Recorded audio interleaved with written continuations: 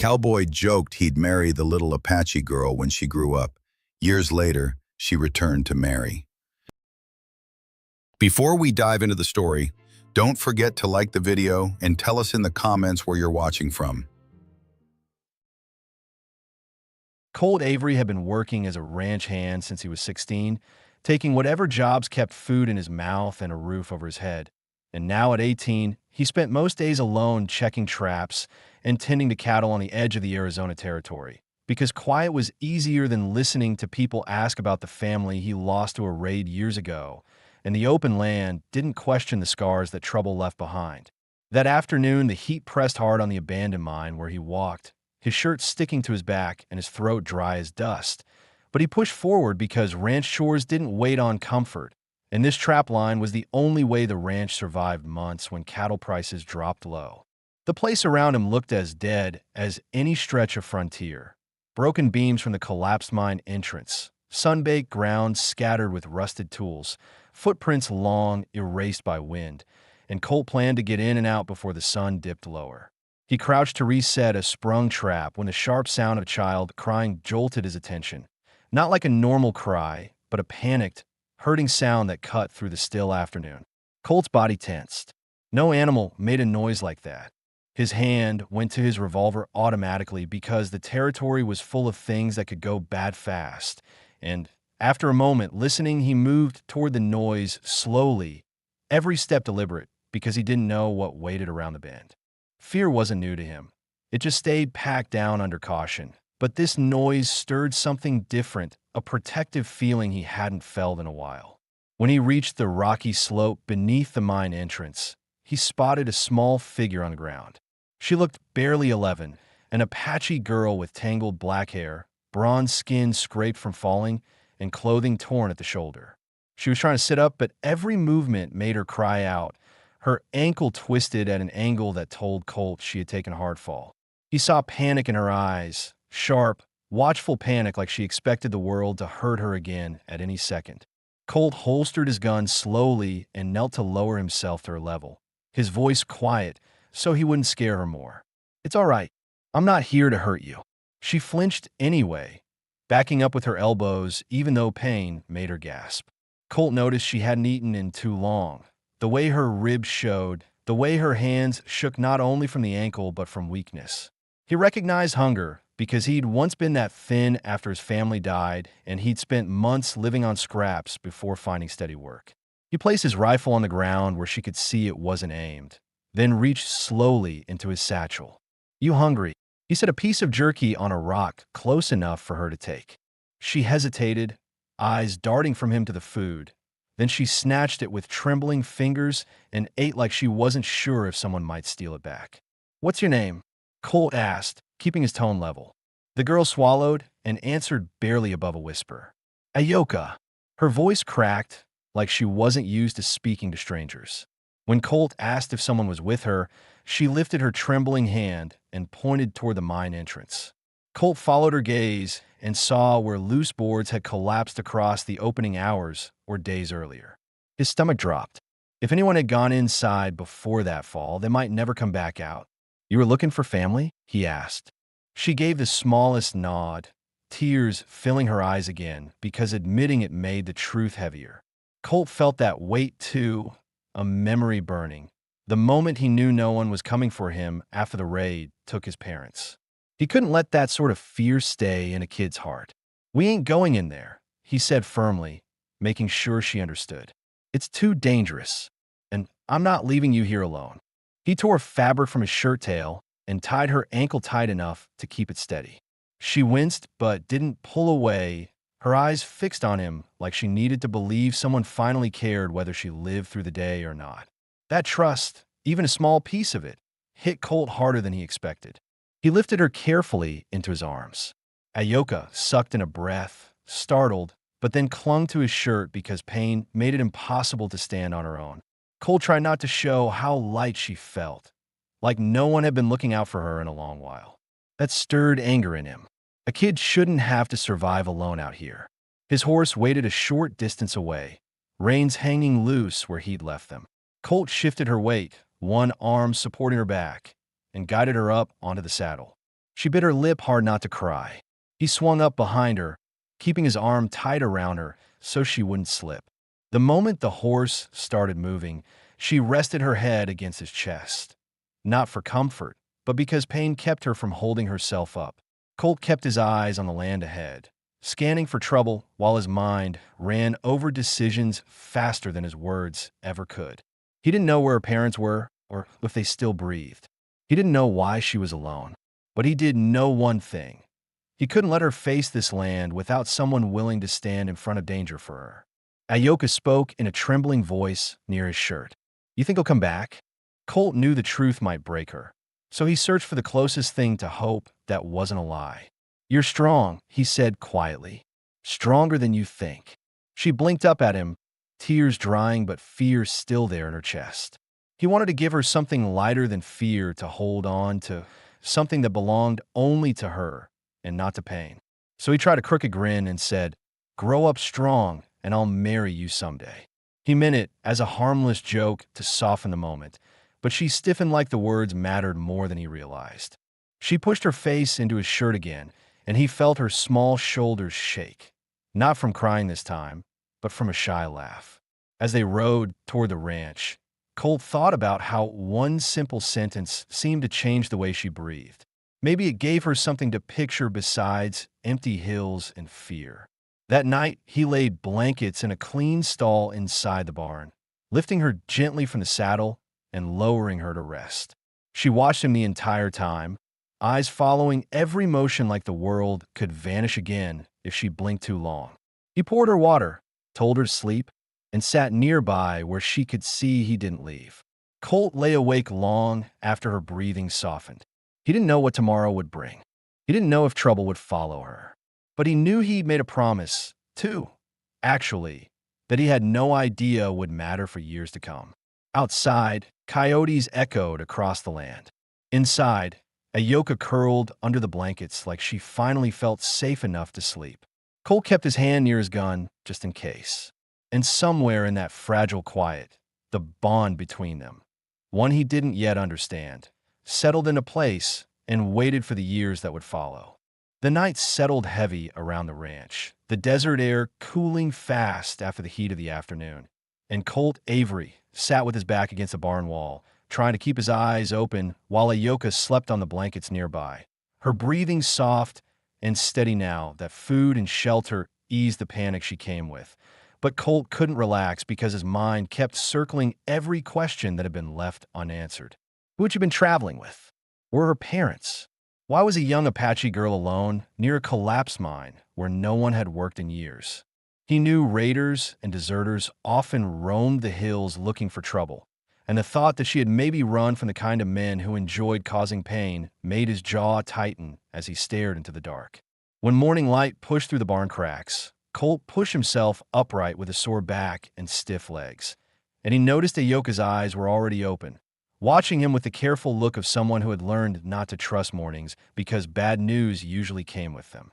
He crouched beside her ankle, checked the wrap, and saw swelling but less panic in her face when he touched it gently. "How'd you end up there?" he asked, giving her space to speak if she could. She hesitated, then told him in slow, halting English that she and her parents were traveling to find her mother's relatives when armed men attacked their camp at dusk, firing shots and shouting threats. And in the chaos, her mother pushed her to run while her father fought to hold them off. Ayoka tried to describe which direction they last were, pointing east, but she didn't know if they made it out or if the raiders captured them. The fear that lived inside those words cut deep into Colt because he recognized the same kind of violence that had taken his own family, leaving him to survive alone with anger as fuel. Colt didn't make promises he couldn't keep, but he could see in Ayoka's eyes that she needed something solid to hold on to. So he said he would ride out later and look for any sign of her parents or tracks left behind from the attack. And she nodded slowly, breathing out like she'd been holding the air inside for hours. Before leaving the barn, he gave her some bread and water and then walked toward the ranch house to tell the owner, Mr. Hayes, what happened. The older man listened, rubbing his chin, and expressed concern not only for the girl but for the trouble that might come looking for her, warning Colt that raiders didn't give up easily if they thought they still had something to claim. Colt already knew that. People with cruel intentions didn't just disappear after one bad night. He saddled up and rode east along the ridge line, scanning every patch of ground for signs of struggle. After nearly 2 hours, he found remnants of a camp. Ashes still holding a trace of warmth, a broken arrow shaft, and boot prints mixed with smaller tracks, Ayoka's size, leading toward the mine. But two sets of deeper prints carrying weight headed another direction entirely, dragging marks crossing the dirt. Colt followed as long as he could, but the trail ended where hard rock replaced earth, and the silence of empty hills told him no quick rescue was coming. He felt frustration tighten across his chest. Bringing back hope without truth would hurt her worse, and he wasn't willing to lie. By midday, he returned to the ranch, dust rising behind the horse's hooves. Ayoka sat quietly at the barn entrance, hands folded in her lap, eyes pinned to the horizon like she thought he would bring her parents riding behind him. Colt dismounted and crouched in front of her to speak plainly. I found where the camp was. I found tracks, but no people. Her expression didn't break, but her shoulders sank a fraction as she turned her face away to hide the tears forming again. Colt felt helpless, something he hated feeling. So he added, they might have gotten away. They might already be traveling somewhere safe. It wasn't a lie, just a version of truth she could carry for now. Inside the barn, he helped her onto a crate so her ankle didn't bend wrong, and she watched him with eyes that asked questions she couldn't form out loud. What happens to me now? Do I stay? Am I a burden? Will I be sent away? Colt knew those fears because he had lived each one. He took a slow breath and said, you can stay here until you heal. No one's throwing you out. That assurance hit her harder than he expected. She blinked fast, wiped her cheek, and nodded. Through the afternoon, he worked the ranch chores with her close by, adjusting tasks so she could help without weight on her injured foot, handing him fence nails and holding buckets steady, her silence not uncomfortable but watchful. Colt noticed how quickly she learned, how she followed instructions with careful focus, trying to prove she wasn't trouble and didn't deserve to be abandoned again. He made sure to speak every direction calm, not sharp, because he remembered what sharp words did to scared hearts. Later, Hayes returned from town with grim news that travelers reported seeing raiders still roaming the region days after the attack. Ayoka heard every word even when she pretended not to. That night, as the temperature dropped again and they settled inside the barn, Colt wrapped an extra blanket around her shoulders and sat close enough that she wouldn't feel alone. She stared at the lantern flame, hands tight in her lap. Are raiders coming here? She asked finally, her voice thin. If they do, Colt said without hesitation, they won't get past me. He believed that, even if it meant another scar or worse, because something in him refused to let anyone take from her what had been taken from him, family and safety. Ayoka looked at him for a long time, and in that stare he saw fear and trust tangled together, the kind that made him realize he wasn't just guarding a child, he was guarding her last piece of hope. You'll find them, she whispered, meaning her parents. I'll try, he answered honestly. And when she leaned slightly toward him, seeking a bit more safety, he shifted so she could rest her head against his arm. She closed her eyes slowly, not because fear was gone, but because she wasn't facing it by herself anymore. Colt stayed awake longer than he needed to, watching the barn door, listening for hoofbeats in the distance. He had no idea how long she would stay or how much danger followed behind her shadow. But he knew one thing with absolute certainty. He had taken responsibility for her the moment he lifted her off the ground, and there was no part of him willing to walk away from that now. Outside, the night stretched wide. Inside, two lives that hardship had nearly broken held onto the first sense of security either had felt in a long while. Colt woke before sunrise, his body alert out of habit, and for a moment he forgot there was someone else in the barn with him. Then he noticed Ayoka curled under the blanket, breathing slow and deep. Her small hand still rested close to his boot, as if she had fallen asleep, trying to stay near the only safety she knew now. Colt stood quietly, stretching sore muscles, and checked outside. The land was calm. No horses, no dust trails, nothing out of place. But he didn't let himself relax, because danger rarely announced itself early. He stepped back inside and prepared a simple breakfast, bread softened with water and a small tin of beans warmed over the lantern. When he set the food near Ayoka, she blinked awake, confusion flickering through her eyes before she remembered where she was. She ate slow but steady, and Colt waited until she finished before checking her ankle again. The swelling was still there, but she could move her toes. That was a good sign.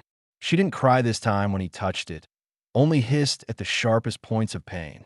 While he secured the bandage, Colt noticed something he had missed last night. A small necklace made from bone and beads tied around her neck, but cracked like someone had ripped at it during the attack. He asked gently, "Your mother give you that?" Ayoka nodded. "She said it keeps me brave." Colt didn't say it, but he believed she already had more bravery inside her than most grown men he'd met. Hayes arrived in the barn doorway, boots crunching against straw. He studied the girl with a heavy look in his eye. "Town's buzzing with news," he told Colt. "Those raiders hit 2 more camps. Folks are spooked. Sheriff's telling people to arm up and keep watch." He paused, lowering his voice. "If word gets out there's an Apache child here, some might say you're inviting trouble." Ayoka stiffened instantly, fear rising so fast Colt saw her chest tighten. He stepped to his feet, planting himself just slightly in front of her. Small gesture, but strong message. "She's staying," Colt said. No wavering. No room for argument.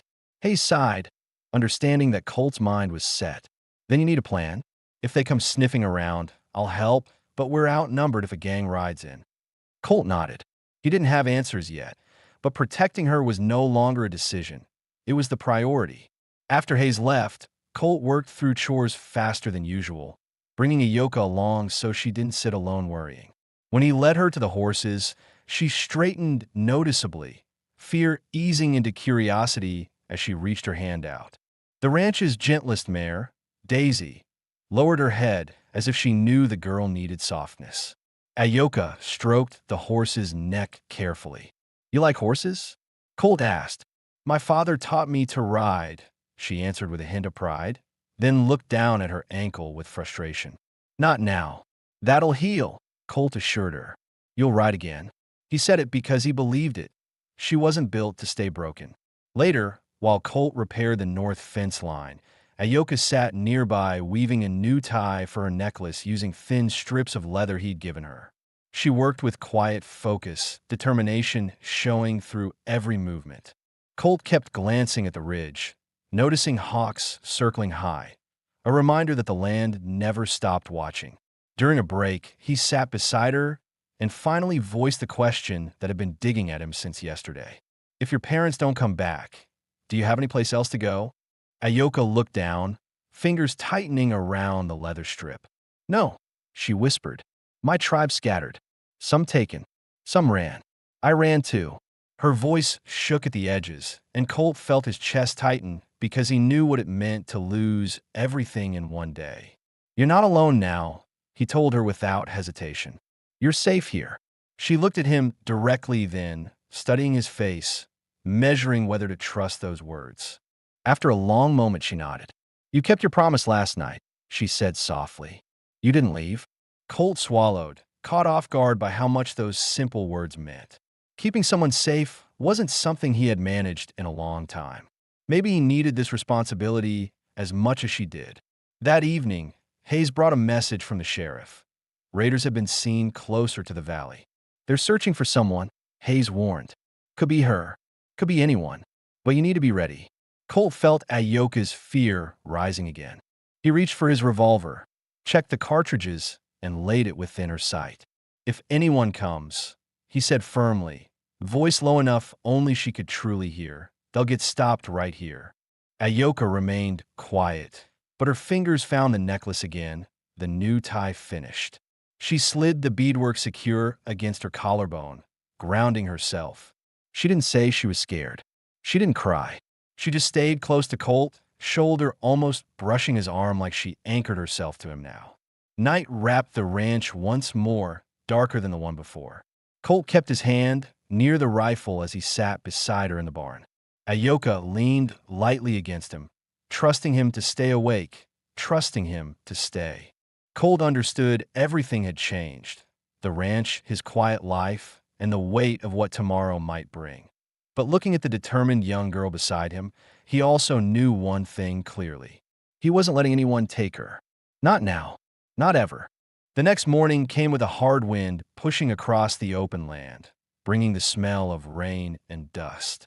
Colt woke with his hand already resting on his revolver, a habit that never left him, and looked toward Ayoka, still asleep on the straw beside him. The girl barely stirred now when thunder rolled in the distance. Her body had grown used to the ranch's quiet rhythm.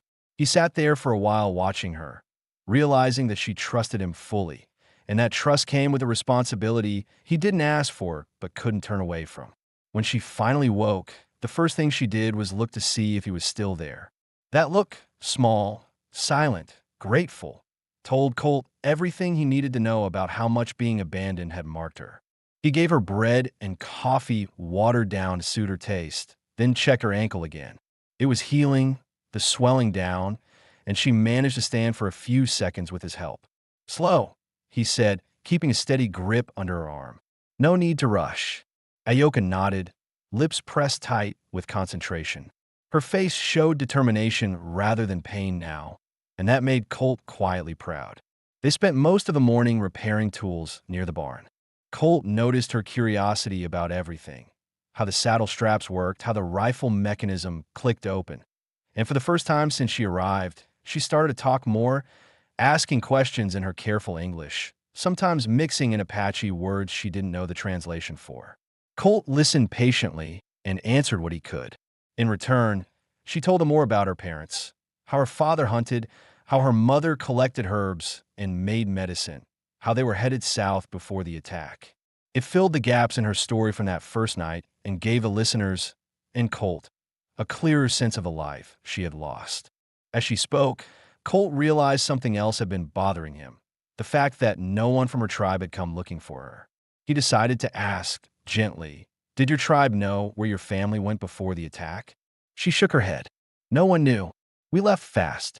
My father said we needed new land. Too many soldiers near the old camp." That explained why no rescue came. They had vanished into unfamiliar ground before anyone could notice. Colt nodded slowly, the answer confirming what he already suspected. She truly had no one else. By midday, clouds thickened and rain began to fall. They moved inside the barn, listening to it drum against the roof. Colt handed her a small carving knife and a block of wood. "Keep your hands busy," he said, showing her how to scrape thin curls from the edge. She concentrated hard, tongue between her teeth, shaping something rough but recognizable, a small horse. When she showed it to him, proud but shy, Colt smiled faintly. "Not bad," he said. "Horse looks faster than mine." She grinned for the first time since he met her, and for a moment she looked less like a lost child and more like a person who could grow strong again. That fleeting glimpse of who she might become stayed with him longer than he expected. As dusk approached, Hayes rode up fast from town, dismounting with urgency. His coat was wet from the rain, face lined with concern. "Colt," he said quietly, glancing toward Ayoka. "Sheriff stopped me on the road. Raiders are close, 3 miles east. He's sending patrols, but they're asking questions. Word spread there's a girl being kept here." Colt's chest went tight. "Who told them?" "Someone saw you ride in with her that day," Hayes answered grimly. "People talk." Ayoka froze where she sat, fear flashing back full force. Colt turned to her immediately, crouching so she could see his face. "No one's taking you. You hear me?" Her voice trembled. "If they come, they'll kill you." Colt shook his head. "Let them try." He moved fast after that, checking his rifle, securing the horses, cutting the lantern light to keep the barn dark. Hayes helped board the back entrance. They prepared without panic, both men knowing fear only wasted time. Outside, the storm masked sounds, which worked to their advantage. Inside, Ayoka clutched the small wooden horse tight enough to leave marks on her palm. She whispered, "They took everything from me." "Not again." Colt knelt beside her and pressed his hand over hers, steady and firm. "They won't." Thunder rolled louder, hiding the echo of distant hoofbeats, faint but growing closer. Hayes looked at Colt, jaw set. Colt gave one small nod. He had made his decision days ago, but tonight it solidified into something unbreakable. He wasn't guarding her because of pity anymore. He was guarding her because somewhere between fear and trust, she had become part of the only family he still had. The hoofbeats faded before reaching the property. Maybe the storm turned them away, or maybe the sheriff's patrol intercepted them. Colt didn't relax until long after silence returned. When he finally sat down again, drenched and tired, Ayoka crawled closer, the carved horse still in her hand. She placed it beside him without a word, a small gesture that meant she understood what he'd done for her. Colt stared at it, then at her, and said quietly, "You're safe here." And for the first time in years, he meant it not as a promise, but as truth. Storm clouds hung low the next morning, leaving the air heavy and the ground soft beneath their boots. Colt didn't sleep more than an hour, keeping watch long after Hayes rode back home. When Ayoka opened her eyes, she found him in the same spot, leaning against the barn wall, rifle propped near his arm. She studied his tired face, realizing for the first time that protecting her cost him sleep and peace. "Did they come?" she asked, voice low. "No," Colt answered, rubbing the stiffness from his neck, "but they got close enough." Ayoka pulled the blanket tighter, thinking about the hoofbeats they had heard. "You said they won't take me," she whispered as if reminding herself that those words were real. Colt nodded once because he didn't make promises to break them. He decided they needed to take extra measures. The barn wasn't enough, so he helped Ayoka stand and guided her outside. Together, they crossed to the cabin he had built behind the barn months ago, a small place barely big enough for one bed and a stove, but it had solid walls and only one entrance. He carried her inside and set her gently on the bed. "You'll stay here for now," Colt said. "I'll be close, and I'll keep watch at night." She traced a finger along the wooden headboard, recognizing he had built this with his own hands. "This is your home?" she asked. Colt swallowed before answering. "It's what I got." Ayoka looked around the cabin. The careful order of his belongings, the single cup, the folded shirt, the plain blanket, all signs of someone who lived without expecting company. She noticed a framed photograph tucked behind a lantern on the shelf. When Colt saw her glance toward it, he hesitated before picking it up and handing it to her. A man and a woman stood beside a younger Colt, his parents. The woman had his same eyes, and the man shared his quiet, steady posture. "They were killed?" Ayoka asked gently. Colt exhaled slowly, his throat tight. "When I was 15. Same kind of men who chased you." The photo explained more than he ever said aloud. Ayoka's gaze softened with understanding. "You know what it feels like?" she told him. "I do," he admitted. Silence followed. Not uncomfortable, but heavy with shared loss neither of them asked for. Colt returned the photograph to the shelf, face downward, a habit that made sense now. Later in the day, he taught Ayoka how to reload shells for his spare revolver.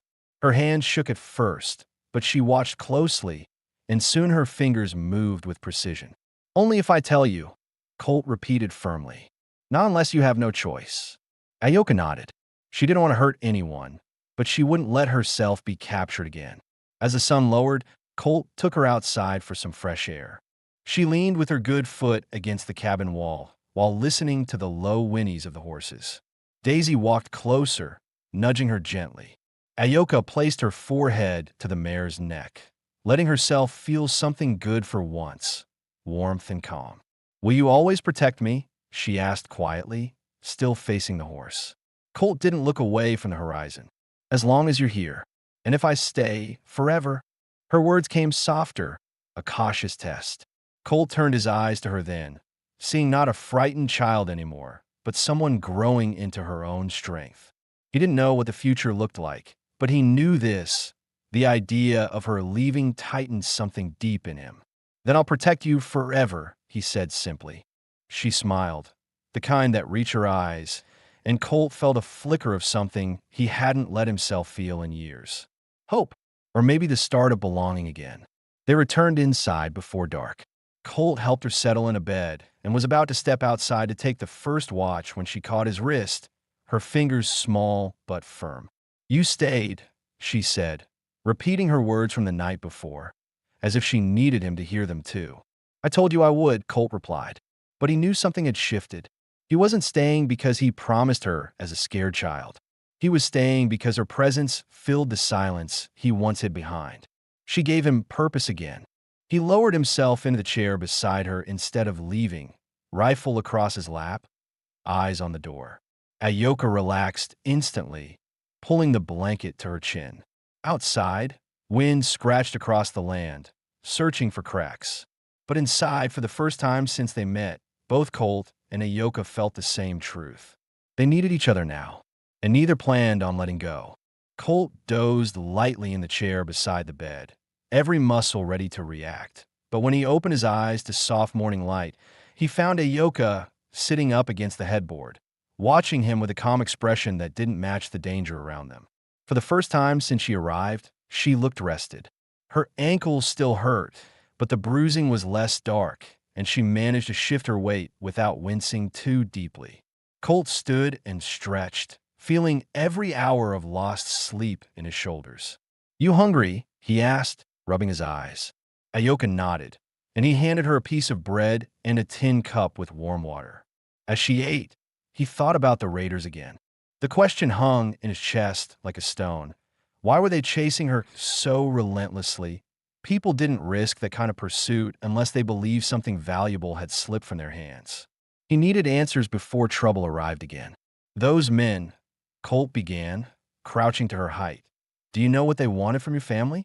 Did they say anything?" Ayoka swallowed hard. "They were after trade, weapons, and knives. They said we were stealing when we only wished to leave. They wanted my mother to show them where others of our tribe went." Colt listened carefully. That meant the raiders tried to track down more Apache women and families, either to trade, exploit, or worse. He clenched his jaw. This wasn't just about her. It was about power and cruelty. "And you?" Colt asked more quietly. "Why chase a single child?" Ayoka looked down at her hands. She hesitated, like she carried a secret she wasn't sure he was ready to hear. Then she slowly opened her palm and revealed something he hadn't noticed before. A small leather pouch tied shut with sinew. "My father gave me this before we ran," she explained. "He said it belonged to his father and his father before him." Colt reached out, and she allowed him to take it. Inside were 3 small coins unlike any Colt had ever seen. Old, worn, hammered into shapes not used in this region. Not regular money. Something rare. Something people would kill for. "These worth much?" he asked. "My father said they are worth the lives of many families," Ayoka whispered. "Because they can buy freedom." Cole understood now. The raiders didn't want her safe. They wanted what she carried. She wasn't being hunted because she was weak or small. She was being hunted because she held power she didn't even understand. "You keep these hidden," Colt said, placing the pouch back in her hand and curling her fingers around it. "Don't show anyone. Not even Hayes." Ayoka nodded firmly. For the first time, she realized she wasn't just surviving. She was carrying something that could change lives.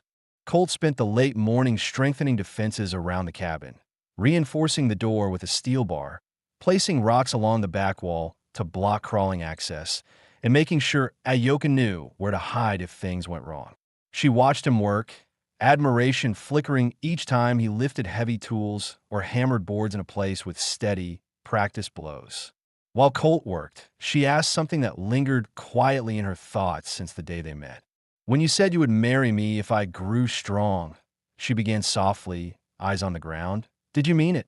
Or only to stop me from crying?" Colt paused mid-swing, lowering the hammer slowly. That memory used to feel like a harmless attempt to comfort a scared little girl. But now she was growing into her own strength, and the weight of his words sat differently. "I said it to help you feel safe," he admitted, "but now." His voice caught, unsure how to finish. He wasn't a man who spoke easily about feelings. Ayoka didn't look disappointed. Instead, she gave him a small, grateful nod. The truth mattered more than a pretty lie. "Maybe," she said, "you didn't know then who I would grow to be." Her confidence surprised him. She met his gaze without flinching, a girl learning she had power of her own. Before he could respond, distant dogs barked from the town direction, a sound that carried warning. Colt grabbed his rifle and stepped outside. Hayes was riding hard toward them, his horse blowing steam. They found a campfire 2 miles out. Hayes called before he even stopped the horse. Sheriff says tracks lead this way. They're coming. Fear flickered across Ayoka's face as Hayes dismounted. Colt steadied her shoulder. We hold them off, Colt said, calm but certain. Hayes nodded, gripping his shotgun tight. You get the girl inside and hidden. We fight from the porch and barn. If they breach the fence, they won't. Colt cut in. He moved fast. Ayoka's breathing quickened, but she followed instructions perfectly, hiding inside the cabin behind the bed frame, where Colt stacked crates to block sight from the window. Colt took a knee beside her, placing his revolver in her hands. You only pull that trigger if someone gets past me. Understand? Her grip tightened. I won't let them take me. He nodded once, proud she had strength to say it. Hayes' shout came as the first figures appeared at the ridge. 3 riders armed and looking mean enough to confirm everything they feared. Colt moved out the door and took position behind stacked barrels. Rain had softened the dirt, leaving clear hoofprints behind every step those men took.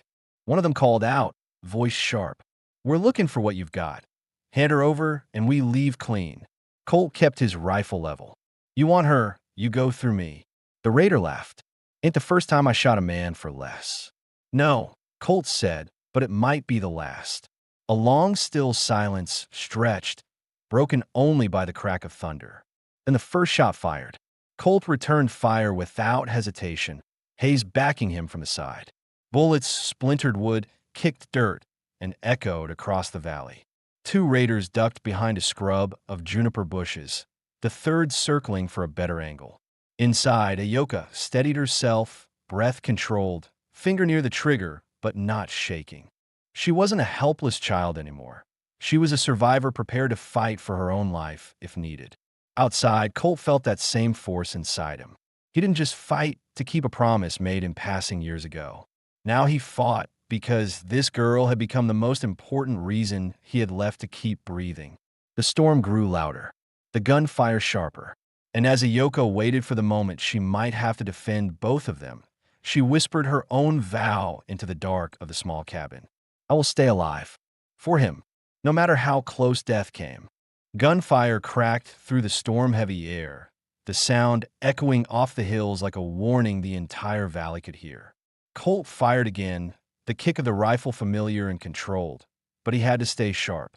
These men weren't amateurs. They stayed low, moved fast, and knew how to flank. Hayes lay prone behind the barn corner, eyes narrowed as he tracked movement near the bushes. Rain mixed with dirt under their boots, making the ground slick enough to complicate every step. Inside the cabin, Ayoka pressed her back against the wall behind the bed where Colt had hidden her. She kept hold of the revolver, thumb tight against the hammer. Every shot fired outside made her chest tighten. She wanted to run out there, to help, but she remembered Colt's command, only if someone got past him. She forced herself to stay put because trust meant believing his choices kept them both alive. Colt's thoughts stayed sharp. 3 men spread out, trying to push him away from the house. One raider fired from the ridge while another slipped down toward the barn, forcing Hayes to adjust his aim. The third tried to circle around the corral. Colt shifted to cover both directions, knowing Hayes couldn't hold the full line alone. Between shots, Colt called over his shoulder, Hayes, keep their heads down. I'm moving, but we lose cover. Hayes warned, we lose her if we stay pinned. Colt growled back, already rolling to a new position. A bullet clipped the porch rail, splinters cutting his cheek. Colt barely reacted. Pain could wait. He popped up and fired toward the circling raider, the man dropping behind a trough as the bullet thudded into the dirt inches from his arm. Hayes managed a solid hit on the one near the barn. Not fatal, but enough to send the raider crawling back screaming. That left 2 still pushing forward. Rain thickened, turning everything muddy. Colt felt his boots slide as he repositioned, each movement calculated. He reminded himself what mattered. Ayoka was inside, alive, watching, counting on him. Asterisk, asterisk. A pause in shots told Colt they were regrouping, which meant they were planning something worse. Then, hoofbeats. Not fast, not charging. Slow, confident. The man from the ridge rode down into view, a cold smirk on his face. He held a white cloth in his raised hand. Not surrender, a false flag to make them hesitate. Colt didn't lower his weapon. "You're outnumbered," the raider called. His voice cut through the wind. "Ain't worth dying over some filthy Indian girl. Just hand her over." Colt's pulse hammered, but his voice stayed level. "You want her because she's worth more than you're saying." The raider's smirk widened. "Smart man. Which means you know we ain't leaving empty-handed." Colt took a step forward. "She's under my protection. You get nothing." The raider's eyes hardened. "Then we take everything." He raised his arm, a signal. Two more riders suddenly came into view from behind the far ridge. Colt cursed under his breath. They were never alone. Hayes fired, knocking one off his horse, but the other fired back, grazing Hayes' shoulder and forcing him to drop behind cover. Colt felt time tighten around him. 4 raiders, 2 defenders. No sheriff in sight. Asterisk, asterisk. He took 2 shots fast, hitting one man in the thigh hard enough to send him tumbling out of the saddle. That left 3 still armed. Colt's breath came rough, his shoulder burning from the recoil, but he refused to give an inch. Inside the cabin, Ayoka's heartbeat roared in her ears. She crawled to peek through a narrow gap in the crates, just long enough to see Colt dodging bullets, soaked to the bone, yet unshaken. She whispered something to herself, a prayer, a promise, then returned to position, finger on the revolver trigger. Hay shouted, "Colt, we can't hold him much longer." Colt didn't answer. Words wasted strength, but he moved faster than they expected. He rushed the porch railing, vaulted over, and slid behind the corral fencing, firing as he went. One raider collapsed with a shot square to the chest. The one who signaled earlier stopped smiling. He barked a new order, "Burn it out." Colt's blood ran colder than the rain. He knew exactly what that meant. One raider lit a torch under his slicker, flames struggling against the storm, but surviving thanks to the cloth soaked in oil. He turned toward the barn, toward Colt's home, toward the horses, toward everything left from Colt's old life. "Don't!" Colt roared, sprinting, but a shot hit his leg, sending him sliding on wet ground, teeth clenched against the pain. Ayoka heard him cry out. She stood. She limped. She reached the window, and she aimed. The torchbearer lifted flame to hay stacked near the barn roof line. A gunshot cracked. Hers. He dropped instantly, torch falling into the mud. Colt's eyes snapped to the cabin, where smoke from the revolver drifted through the split wood. His chest swelled with something stronger than fear. Pride. Ayoka didn't hide behind safety. She fought for what they were together. The final raider, the leader, saw how quickly the tables turned. He snarled and pulled his reins, turning to flee. Colt steadied himself in the mud, aimed past the pain screaming through his leg, and fired. The bullet hit the fleeing man in the back, sending him crashing off his horse and into the rocks below. Silence came fast. Only the storm remained, wind and rain rolling across land that had almost become a graveyard. Hayes staggered up, clutching his shoulder. "You're right." Colt winced but nodded. "I will be." He limped toward the cabin. Ayoka stood in the doorway, holding the revolver, hands shaking only now that the danger was gone. Mud smeared her knees, her hair wild from crawling across the floor. But Colt had never seen anyone look stronger. "You told me to shoot only if they came past you," she said, voice trembling. He did. Colt stepped inside the cabin and gently took the gun from her hand. Her fingers still twitched with adrenaline, and a tear slid down her cheek. Not sadness, but the release of fear she'd held too long. "You did right," Colt said firmly. She met his eyes. "I wasn't going to let them take my home." That word, home, hit Colt harder than the bullet in his leg. She wasn't just surviving here anymore. She belonged here. He placed his hand against the side of her head, steady and reassuring.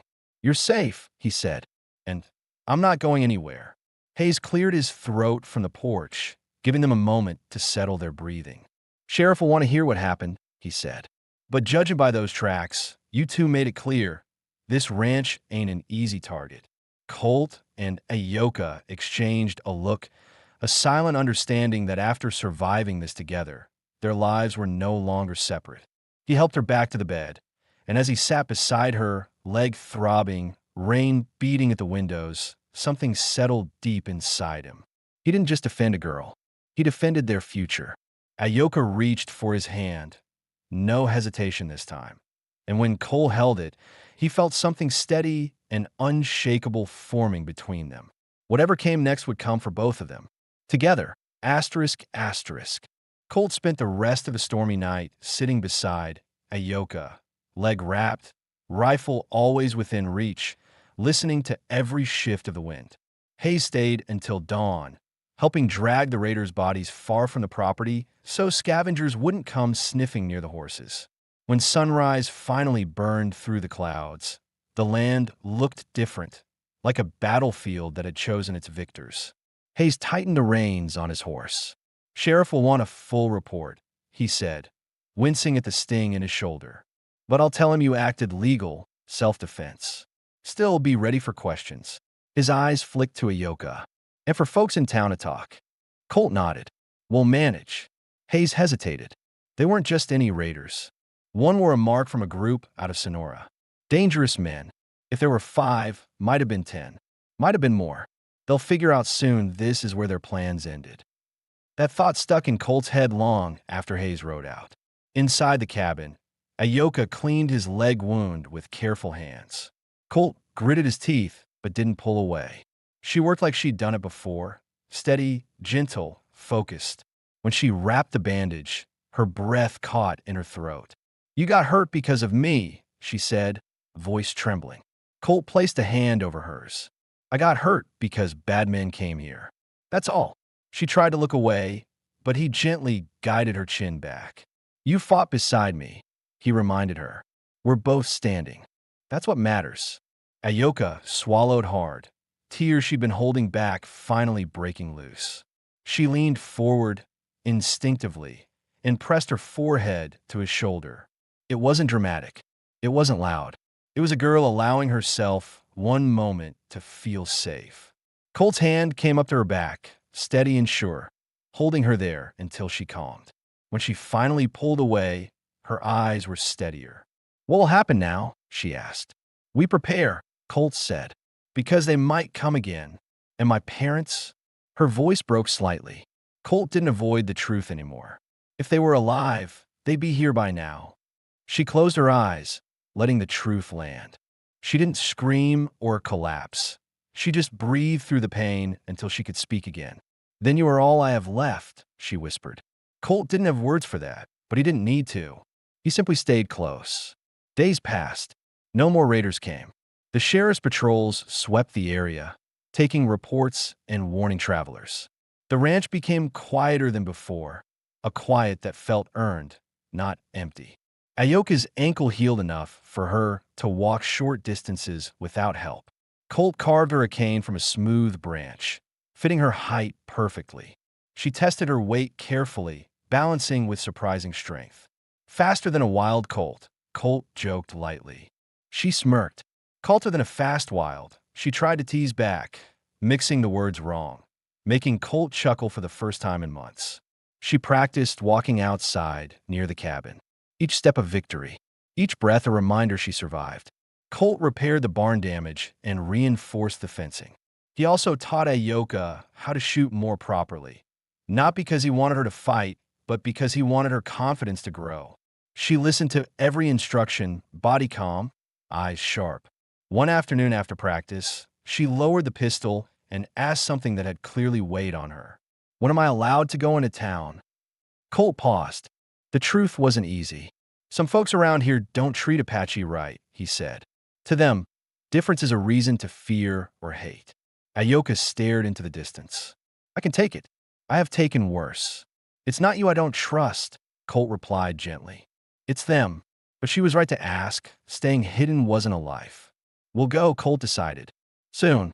Not today, but soon." She nodded, accepting that as progress. That evening, after chores, they sat on the porch. The sky carried orange light across the ranch, painting the land warm and quiet. Ayoka sat close enough that their arms occasionally brushed, a contact neither backed away from anymore. "You said once," she began softly, "that I should grow strong." "You have," Colt answered. "But what does strong mean now?" Her eyes turned to him, searching for a definition her father no longer could give. Colt considered carefully. Strength isn't just surviving. It's choosing what kind of life you live afterward. She breathed out, the words settling in her mind like seeds finally given soil. I choose to live here, she said firmly. With you. Colt's heart hit harder than he expected. He stared out at the horizon to slow himself down. She was still young, still finding who she was. He needed to honor that pace, not rush what time had built carefully. You stay as long as you want, he said, voice steady.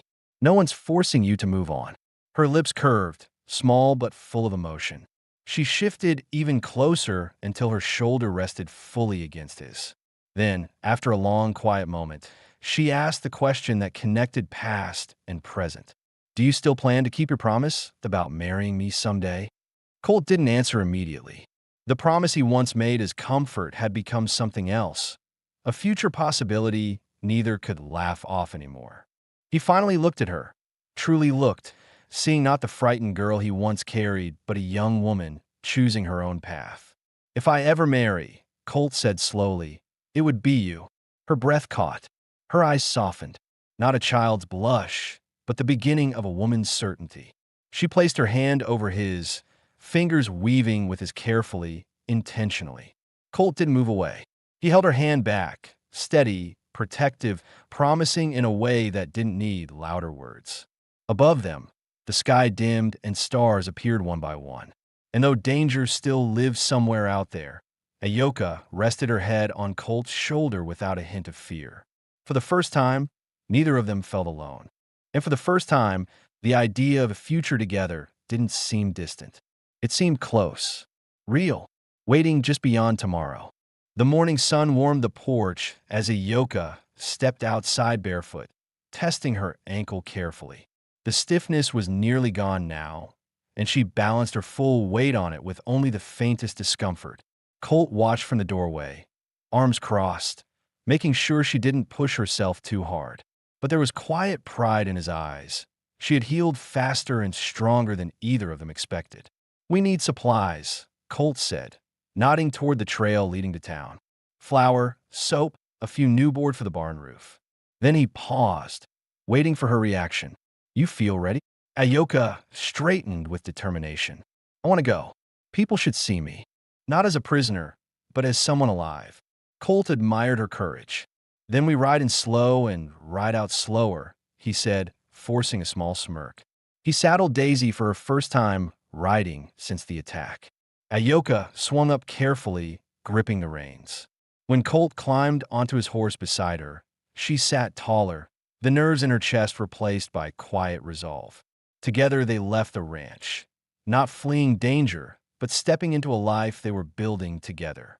Town was busier than usual, wagons loading grain, children racing between storefronts, and the clang of a blacksmith working metal ringing through the dusty air. Conversations shifted when Colt rode in with an Apache woman riding proudly beside him.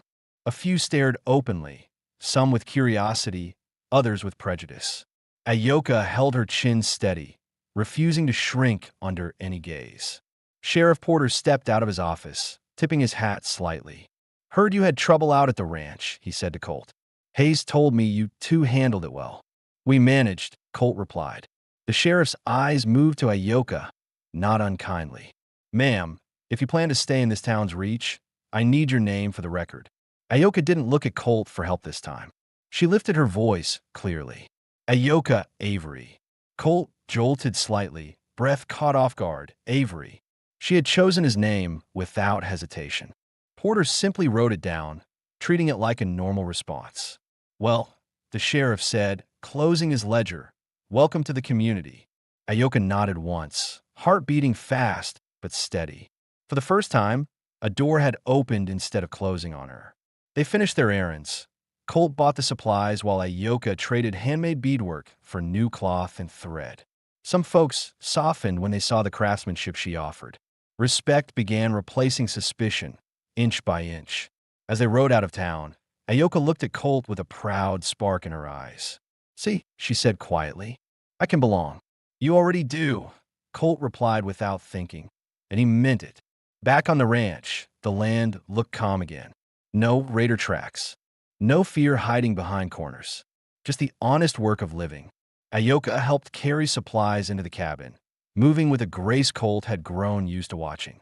When they finished storing everything, she stood before him with something specific in her hand, the small leather pouch with the ancestral coins. "These belong to my people," she said, "but they also saved my life. I think they should help build my future too." Colt stared at the pouch, understanding it carried both burden and freedom. "You sure?" Ayoka nodded firmly. "I don't want to run anymore. I want a real home, and I want it with you." Colt's breath drew slow and steady. The ranch had been silent and hollow for years. Grief was the only thing that lived with him. But Ayoka filled every empty space with purpose, warmth, and life. He had never been more certain of anything. He reached out his hand. "Then let's say it out loud." Ayoka stepped closer, her voice steady though her heart pounded. "You once promised to marry me someday. Someday is now." Colt took both her hands in his thumb brushing over her knuckles. "Ayoka, stay with me. For as long as we both breathe." Her answer came without hesitation. "I stay." A week later, on a quiet afternoon beneath the cottonwood trees, Sheriff Porter stood on the porch of Colt's cabin with a worn Bible in hand. Hayes stood off to the side, arm in a sling, smiling like someone who had seen a broken thing finally made whole again. Ayoka wore a dress she stitched herself, simple but elegant, fitting her curves with dignity and strength. Colt wore his best shirt and freshly cleaned boots. His arm stayed protectively near her waist, as though he feared she might vanish if he let go. Their vows were short, spoken with voices that never shook. "This is my home," Ayoka said, placing her palm over Colt's chest, exactly where his heart beat hardest. "And I'll stay," Colt replied, his forehead resting against hers, voice low and steady. "Always." When the sheriff pronounced them husband and wife, Ayoka smiled. The kind of smile born from survival, healing, and chosen love. Colt leaned in and kissed her for the first time, slow, assured, nothing rushed, sealing a promise he now understood fully. Hayes clapped once, clearing his throat as if dust got in his eyes. "Well, about damn time," he muttered with a grin. Colt didn't look away from his wife. Ayoka's fingers slid into his, their hands locking naturally. She was no longer a lost child clinging to hope. She was a woman standing where she chose to stand, beside the man who chose her back. The cabin door closed behind them later that night. The world outside still carried danger, storms, and stories not yet lived. But inside, a family existed, a future waited, and two hearts finally rested. Because the long road that began with fear and flight ended in love and staying. Their story, once shaped by loss, now belonged to both of them, together, for the rest of their days.